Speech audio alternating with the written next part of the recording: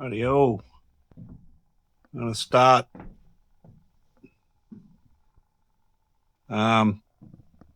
start the inside now.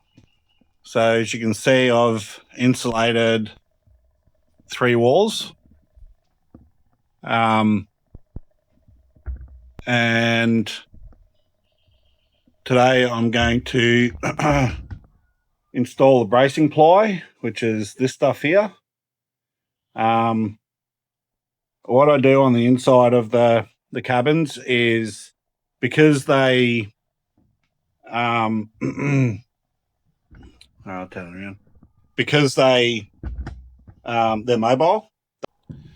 What these buildings tend to do is they shake as they go up the highway. It's called racking. All buildings have the potential to do it, but because these get dragged onto a truck or lifted onto a truck and then they drive for hundreds of kilometres up the road, you've got to prevent that from happening, because it just cracks everything. It'll crack all the set joins, and you just don't want it to happen. So even though I've braced it, strap bracing, there's a lot of battens and extra stuff. It seems like overkill, but it's not. Basically, just I line the internal walls with the bracing ply, and also I get packing sheets from a local cabinet maker. They throw them out, so I glue and screw them to the walls as well.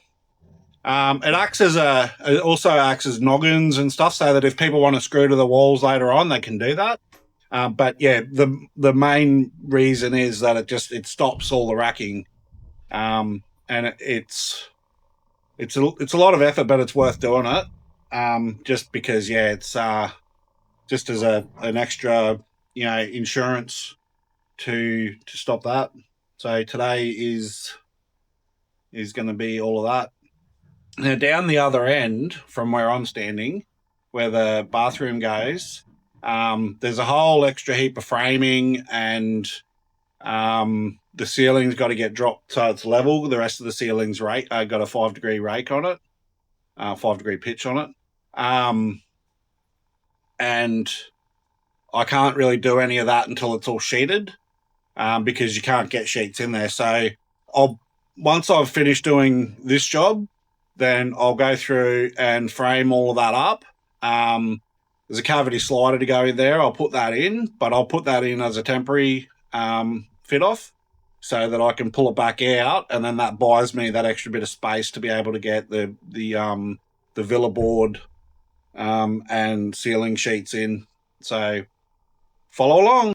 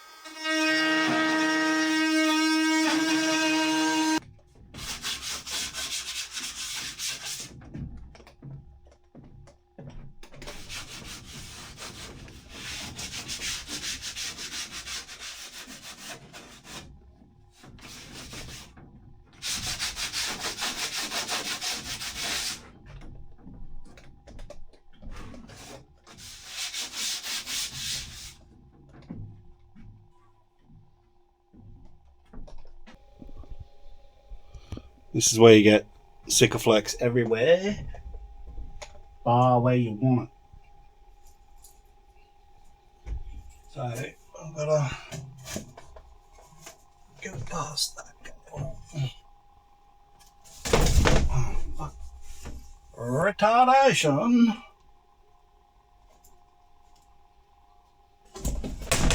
Fuck off, bro.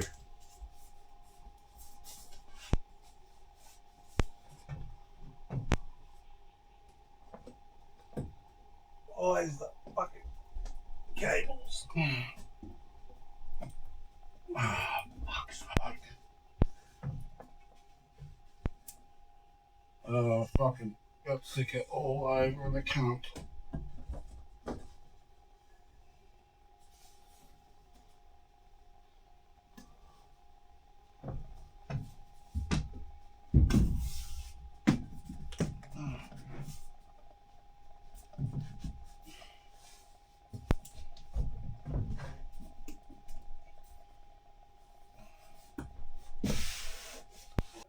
I got it done, but fuck me, it was a fucking mission. I don't know why I fucking cut things so tight. Like, I never allow myself fucking 5 mil of fucking gap. But yeah, that one's done where it needs to be. Doesn't need to be up there because there'll be a ceiling drop down below it. I might do it anyway because just because.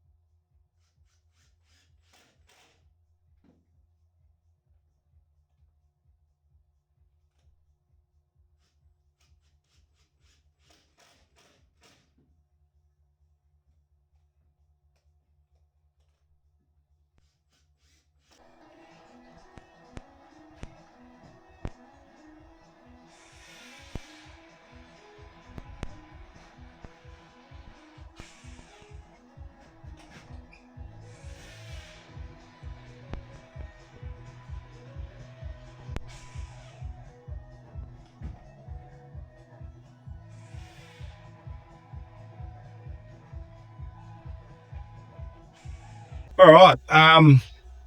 So I've hit a bit of a clash in the program, and that is that I was going to lay the vinyl, so that I had one full continuous run of vinyl. I'm not doing the planks in this one. I had too many dramas in the last one. I didn't put it in the video, but yeah, it started to shrink and it was a look fucking shit house. So this time round, sheet vinyl. Um,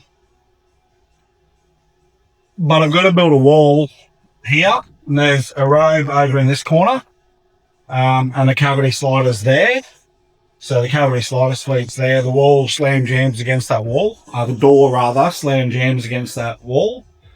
So I don't really want to build the wall and everything over the vinyl. If I can avoid it, which I'm going to avoid it. So I'm going to go through and build this ceiling so that I can sheet the entire ceilings, and get all of that work out of the way before I lay the vinyl now, which is a fuck around, but it's all a fuck around, but it's just the way it is. It's what you got to do. So it's a bit more complicated, but I've got to cut the 5-degree pitch in that wall, build the head, and then support it through the centre and batten it out. I won't build all of this part of the wall. I'll just do enough that I can get the ceiling built. And then I'll come back in and build the other walls that have to go in. Hopefully I'm not missing anything when I'm building it, it's going to get too far advanced and I can't get back into it. But anyway, we'll see how we go. So I probably won't do too much talking from here on in, and I'll just plod along and try to get it built.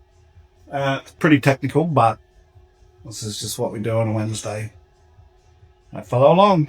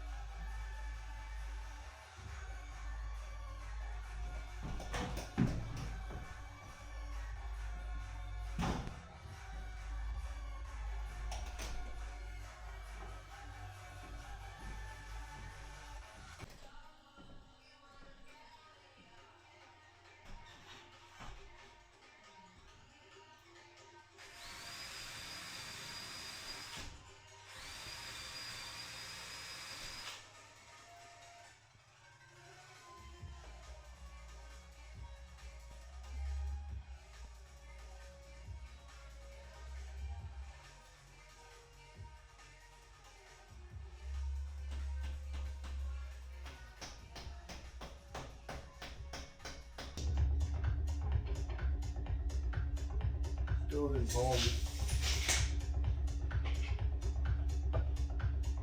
Yeah, all those.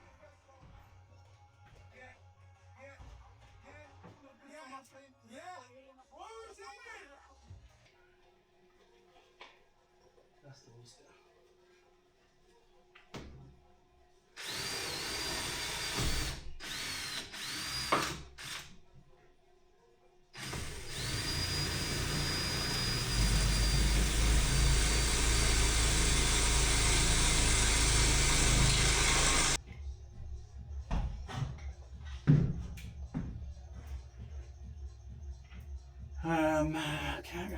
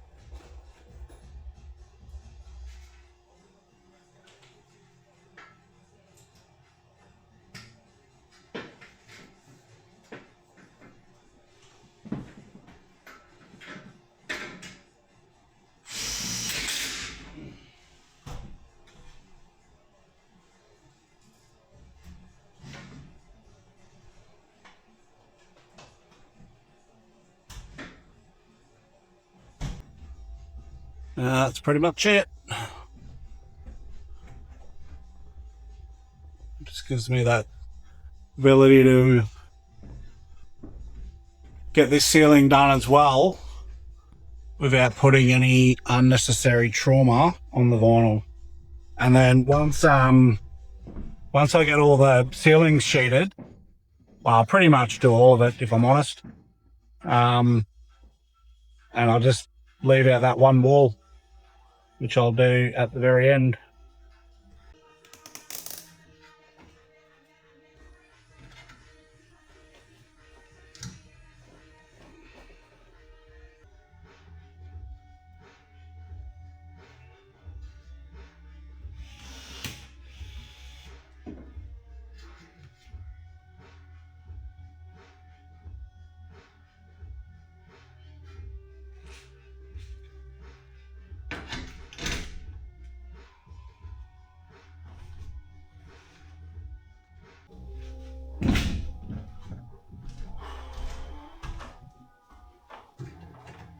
With the ducting, so the exhaust fan, I've moved it. I was going to put it there, but I've moved it to here. It's a bit more central. But with the ducting, you got to make sure you seal it properly, for one. Otherwise, it's all a waste of time.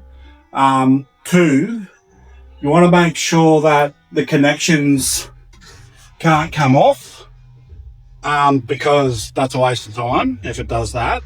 And because these things move, so if this thing was stationary, then I wouldn't be concerned. But because it gets covered on a truck, you got to make sure that it can't come off.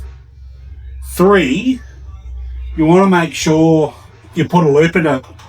A loop isn't a full loop. A loop's just sort of a saggy point, so that, and a high point, so that if any moisture did get in the side of that, which is very unlikely, but if it did, the water can't get in and then drain back into the ceiling cavity. You want it to basically have a high point where it can't get out. Now, I'm not saying that I'm an expert on any of this. It's just, to me, it's a common sense thing.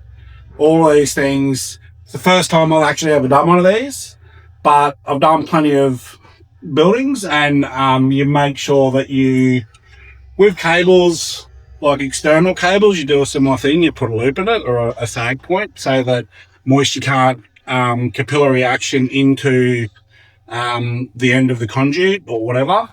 So in this instance, they give you a zippy tie, and I believe that's what it's for. I believe it's so that you can get a height. They don't give you any instruction on it, but so anyway, the ducting is all good.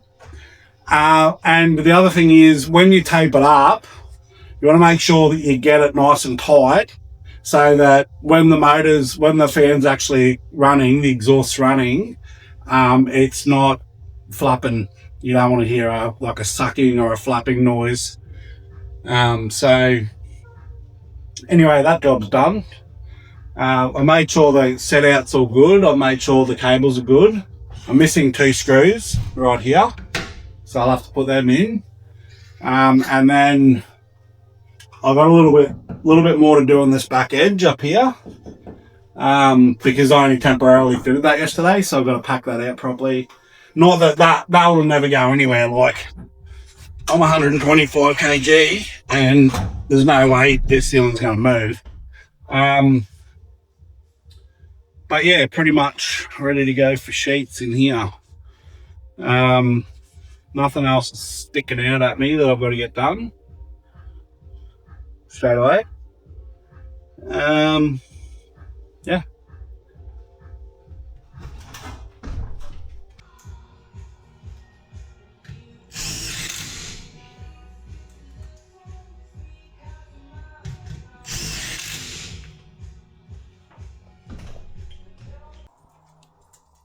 End of the week.